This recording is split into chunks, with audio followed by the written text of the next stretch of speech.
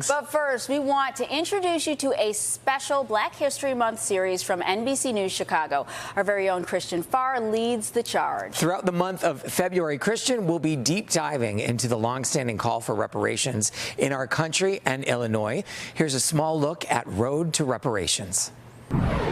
What do you think about the question of reparations? I mean, this is a conversation that has gone on for a very long period of time. I clearly feel like, there was grave injustice done, and yet the solution is very complicated. I'm absolutely for reparations.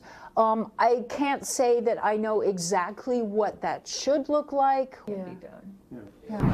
Hey, Christian, welcome. Well, thank you. I'm glad to be here. Yeah, so how did this whole project come about? So I have to give credit to our news director, Kimmy Harrison, who really sort of pushed for us to do this. There's a commission in Illinois that's looking at reparations, and they've got a set of commissioners all across the state who want to tackle this issue because there were a lot of harms that weren't just done in the city of Chicago, but all across the state of Illinois. And they want to take that information and hopefully form some framework that they'll present in Springfield at some point. What do you think people need to know about reparations? I'm sure some people don't even know what we're talking about when they hear that word. Right. So what are the key components of it? Well, of course, we know about slavery, and so the impacts of slavery. Then you had Jim Crow after that. And while you didn't have so-called Jim Crow, as it was labeled, maybe in the northern states, you did have sort of the effects of Jim Crow. You had redlining. You had people that were pushed into communities that were told to buy houses under erroneous programs. And so they're looking at all of that. I mean, you look at a neighborhood like Inglewood, it could be so much greater, but so much wealth was pulled from that community.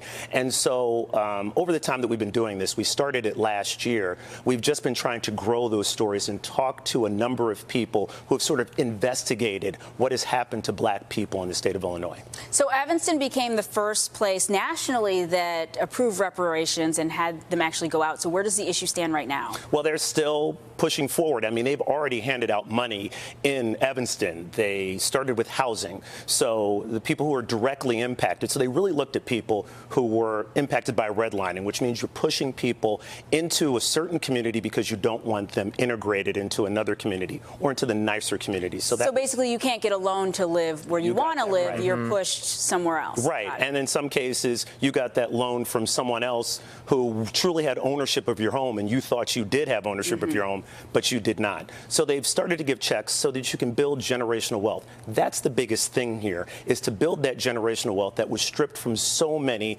individuals over these past several decades. So those commission hearings are going on, and Evanston is always included in that. And you have sorry. I was going to ask what's airing tonight. Yeah, what detail do you go in and follow throughout this series? Yeah, so we're starting this phase, which is phase 2, with the descendants of Dred Scott, the ones who are descended from Dred Scott and also his enslaver. And it's a beautiful story because you have these two individuals, and really the source of it is reconciliation.